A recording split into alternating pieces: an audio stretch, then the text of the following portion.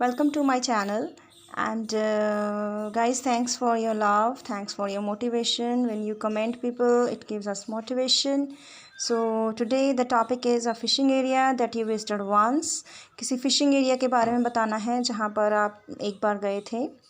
Where it is, कहाँ पर है, how you know about it, आपको इसके बारे में कैसे पता चला, when and with whom you went there, आप किसके साथ गए थे और कब गए थे, how the overall experience was, और experience कैसा था वहाँ पर जाकर. तो let's discuss it without wasting time. And I request you all, please, if you are new in channel, do subscribe it, like, share, comment. So I started again it with the well. Well is a good gesture, so you have to use it. Well, India is a diverse country and there are many rivers, lakes, canals and ponds.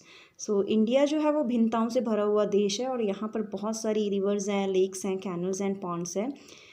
आप water bodies भी बोल सकते हैं कि बहुत सारी water bodies हैं. Actually I belong to Punjab. मैं पंजाब से बिलोंग करता हूँ. It is not a coastal area और ये एक तटीय इलाका नहीं है. But there are many water bodies. But यहाँ पर बहुत सारी पानी के स्रोत हैं जैसे कि lakes, rivers, ponds where people can go for fishing. जहाँ पर वेयर दैट मीन्स कि जहाँ पर people can go for fishing, लोग फिशिंग करने के लिए जा सकते हैं. Here I would like to speak about a time. आज मैं एक टाइम की बात करने वाला हूँ. When I visited a fishing area. मैं एक फिशिंग एरिया में गया था, उसके बारे में मैं बोलने वाला हूँ. Actually it is a pond या फिर lake. You can speak about any one of them. Lake भी बोल सकते हैं, पॉन्ड भी बोल सकते हैं. विच इज़ सिचुएटेड इन ये वाला विलेज. तो मैंने XYZ लिखा है, आप कुछ भी बोल सकते हैं, विलेज का नाम कुछ भी बोल सकते हैं कि ये वाले विलेज में है. It is my bosom friend's home town village. तो ये मेरे bosom फ्रेंड का होम टाउन है या फिर विलेज कह सकते हैं. Last year I went to this village to attend my bosom friend's sister marriage. So मैं पिछले साल मेरे bosom फ्रेंड की सिस्टर की मैरिज पे गया था. So bosom friend's and sister's marriage ऐसे ही बोलना है इसको कि उसकी bosom फ्रेंड की बहन की शादी पे गया था. After her marriage my friend showed me this lake या फिर पॉन्ड, जो भी आपने बोलना है आप बोल सकते हैं.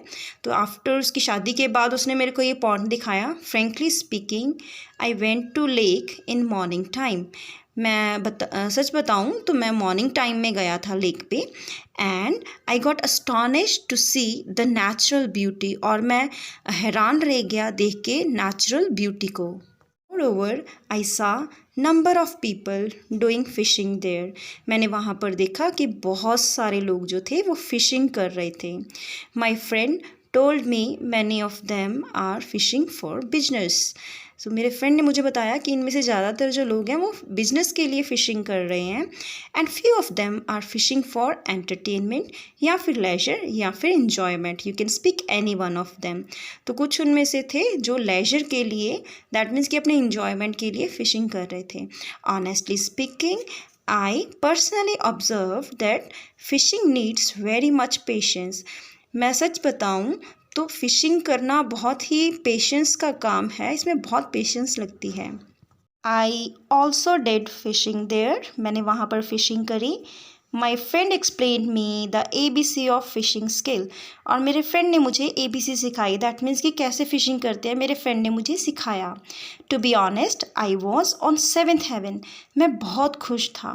आई not only saw migratory birds. मैंने ना सिर्फ वहाँ पर माइग्रेटरी बर्ड्स देखे but also variety of fishes in lake. And lake में बहुत सारी फिशेस की वराइटी भी देखी. One of the amateurs told या फिर एक्सप्लेन्ड मी, कुछ भी बोल सकते हैं. टोल्ड आसान बोलना है तो टोल्ड बोल दें, नहीं तो अगर थोड़ा सा अच्छा बोलना चाहते हैं तो एक्सप्लेन बोल दें. One of the amateurs told me that every year many migratory birds come to this lake from different countries. मेरे फ्रेंड एक अमेचर ने बताया. अब अमेचर कौन होता है? वो बंदा जो अपनी मर्जी से अपने एंटरटेनमेंट के लिए कुछ एक्टिविटी करता है। तो बर्ड्स को ये वॉच करने वाले थे, अमेचर जो होते हैं बर्ड्स को देखने वाले, तो इन्होंने बताया कि हर साल अलग अलग कंट्री से अलग अलग बर्ड यहाँ पर आते हैं। So I improved my knowledge as well, और मैंने अपनी इससे जानकारी भी इम्प्रूव करी। After fishing I click many pictures, fishing के बाद मैंने बहुत सारी पिक्चर्स क्लिक करी and then share on social sites, और उसके बाद सोशल साइट्स पे उनको शेयर भी करा। So this was my experience in fishing area. So ये मेरा एक्सपीरियंस था फिशिंग एरिया में, and I would not miss the boat to visit that place again, और मैं कभी भी चांस मिस नहीं करूँगा वहाँ पे जाने का। सो मिस द बोट इडियम है, आप यूज़ कर सकते हैं। तो मैं कभी भी कोई चांस मिस नहीं करूँगा वहाँ पे जाने का, दैट मीन्स कि फ़िशिंग करने का, तो ऐसी कोई भी प्लेस में। सो इन माई लाइफ, अपनी ज़िंदगी में कभी भी मैं चांस मिस नहीं करूँगा। So guys, this is the cue card, and let's discuss the followups question as well. So guys, let's start with the follow-up questions. Do you think human activities are posing a threat to the oceans of the world? So guys, कुछ fishing के इसमें questions हैं and कुछ इसमें ocean के question हैं, तो हम लोग सारे ही कवर अप करेंगे ताकि आपको कुछ भी पूछा जाए you would be answerable. So the first question is, do you think human activities are posing a threat to the ocean of the world? So ये कह रहा है, क्वेश्चन कह रहा है कि जो ह्यूमन की एक्टिविटीज़ हैं उनकी वजह से ओशियन का जो संसार है, समंदर का जो संसार है, महासागर का, उसको नुकसान हो रहा है, उसको कोई खतरा है? तो आंसर है yes ma'am, it's true, human activities are posing threat to the oceans. ये सच है कि ह्यूमन की एक्टिविटीज़ खतरा पैदा कर रही हैं ओशियन के लिए। Number of water animals are dying, बहुत सारे एनिमल्स जो हैं पानी के वो मर रहे हैं बिकॉज ऑफ पोल्यूशन की वजह से। Many industries throw their waste in water, बहुत सारी इंडस्ट्रीज़ पानी में अपना वेस्ट फेंक रही हैं, which is very harmful for the sea life, जो कि सी लाइफ के लिए बहुत ही ख़तरनाक है। मैनी कंट्रीज़ थ्रो, या फिर डंप कह सकते हैं, देयर गार्बेज इन ओशियन, बहुत सारी कंट्रीज़ अपना गार्बेज ओशियन में फेंक रही हैं, and it causes water pollution, और ये वाटर पोल्यूशन पैदा कर रहा है। The next question is, what do you think are the advantages and disadvantages of traveling on the ocean? Ocean में ट्रैवल करने के क्या फ़ायदे और क्या नुकसान हैं? Answer is, well, there are plethora of merits and demerits of traveling on the ocean. बहुत सारे फ़ायदे हैं, नुकसान हैं। So advantages, disadvantages का मैंने synonym यूज़ करा यहाँ पे, merits and demerits यूज़ कर लिया। Talking about the positive sides, positive sides की बात करूँ, it is a stress buster, ये एक जो स्ट्रेस है उसको भगाने वाला है। वी कैन इन्जॉय, हम लोग इन्जॉय कर सकते हैं। We can see marine life, या फिर सी लाइफ बोल सकते हैं। We can see marine life very closely, तो हम लोग समंदर का जो जीवन है बहुत नज़दीकता से देख सकते हैं। On the other hand, in case of natural calamity, दूसरी साइड में अगर कोई नेचुरल कुदरती आपदा आ जाती है, लाइक सुनामी और स्टॉर्म, और कोई तूफान आ जाता है, there is a life risk, इसमें लाइफ रिस्क रहता है। For example, many people died while travelling on the ocean during tsunami. So बहुत सारे लोग मर गए जब सुनामी आई थी, जब वो कुछ ट्रैवल कर रहे थे तो उस टाइम पे बहुत सारे लोग मर गए थे।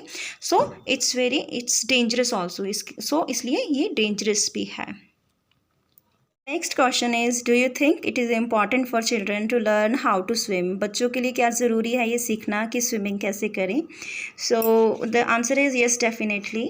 मैम है तो मैम बोल सकते हैं, सर है तो सर बोलेंगे। Yes definitely ma'am, they can pursue their career in swimming, वो अपना करियर बना सकते हैं स्विमिंग में।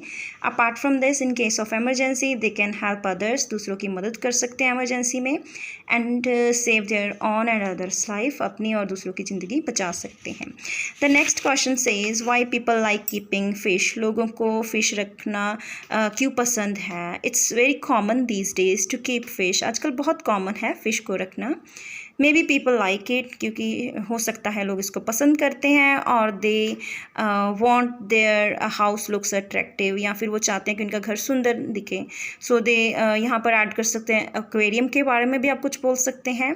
More over, people want to keep fish to stay happy, इसके अलावा लोग जो हैं फ़िश को खुश रहने के लिए रखते हैं। So this is the answer. Next question is, do people in your country enjoy fishing? क्या आपकी कंट्री के लोग फ़िशिंग करना एंजॉय करते हैं?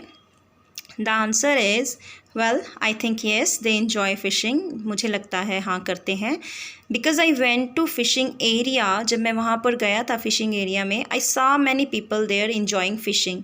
मैंने वहाँ पर देखा बहुत सारे लोग इन्जॉय कर रहे थे। Moreover some people feel it is very relaxing activity. इसके अलावा कुछ लोग महसूस करते हैं ये बड़ी रिलैक्सिंग एक्टिविटी होती है। The next question is do you like eating fish? आपको फ़िश को ईट करना पसंद है? Frankly speaking no. अगर मैं लाइक फ्रेंडली तरीके से आपको बताऊँ तो नहीं, मेरे को पसंद नहीं है। आई एम अ वेजिटेरियन, मैं एक वेजिटेरियन हूँ। I don't like eating fish, मुझे फ़िश को खाना पसंद नहीं है। Fish is wonderful creation of nature, बहुत अच्छा क्रिएशन है नेचर का। इट गिव्स अस पॉजिटिविटी, ये हमें पॉजिटिविटी देता है। And but my other family members eat it, मेरे फैमिली के दूसरे मेम्बर्स को खाते हैं। Because it is not only nutritious but tasty also. So ये ना सिर्फ पौष्टिक है बट टेस्टी भी है। So guys these are the followups question and thanks for watching. Hope you understood how to answer the questions and how to do the cue card. So please like the video and share it with your friends so that they can also get benefit from it. If you are new in my channel, don't forget to subscribe and press the bell icon so that you get notifications. Thanks for watching. See you in next video.